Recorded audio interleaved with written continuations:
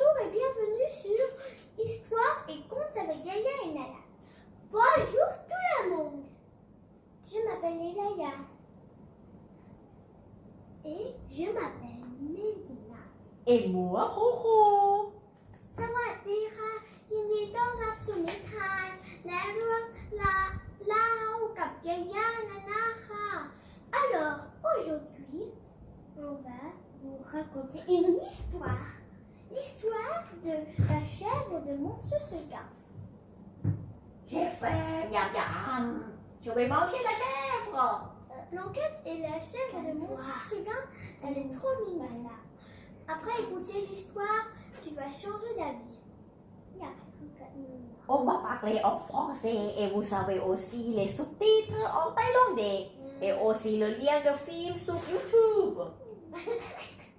Et n'oublie pas de t'abonner à notre chaîne YouTube et de nous rejoindre sur Facebook pour que vous soyez au courant de toute l'histoire.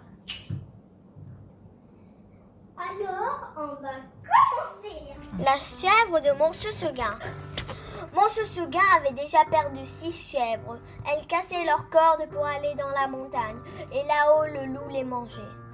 Alors Monsieur Seguin acheta une 7e chèvre. Il acheta une petite chèvre avec des longs poils blancs. Il l'appela Blanquette. Blanquette semblait heureuse. Alors Monsieur Seguin pensa qu'elle ne partirait pas. Mais Blanquette s'ennuyait. Elle voulait bien aller jouer, gambader et manger de la bonne herbe dans la montagne. Monsieur Seguin ne voulait pas que Blanquette parte. Mais Blanquette disait qu'elle donnerait des coups de corne au loup. Monsieur Seguin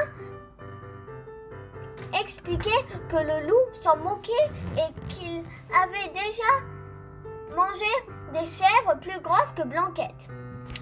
Dans la nuit, Blanquette casse la corde avec ses dents et échappa et courut vers la montagne et grimpa sur les rochers.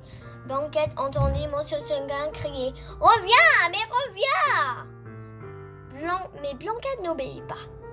Blanquette passa une très belle journée dans la montagne à manger des bonnes herbes grasses et à gambader au milieu de fleurs aux 1000 couleurs et aux 1000 parfums.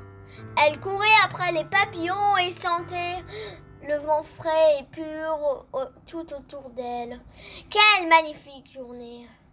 Elle regardait en bas la maison de Monsieur Seguin et son terrain qu'il avait. Hier, si minuscule. Comment avait-elle pu rester aussi si longtemps dans ce petit endroit à manger cette herbe sèche? Elle fit même la connaissance d'un petit chamois du nom de Noiro, avec qui elle passait un excellent moment à se raconter leur vie passée et ils promisent de se rencontrer à nouveau. Après les longues heures d'oussissance, la nuit commença à tomber. Blanquette entendit un craquement dans le buisson derrière elle. Quand elle se retourna, elle vit 2 grandes oreilles pointues et deux yeux jaunes brillants. C'était le loup énorme. Ahouh! Le loup prit tout son temps en voyant Blanquette et se mit à rire méchamment en laissant les babines. Ha ha ha ha ha! Puis il sauta sur Blanquette qui se mit en garde. La tête baissée et les cornes en avant.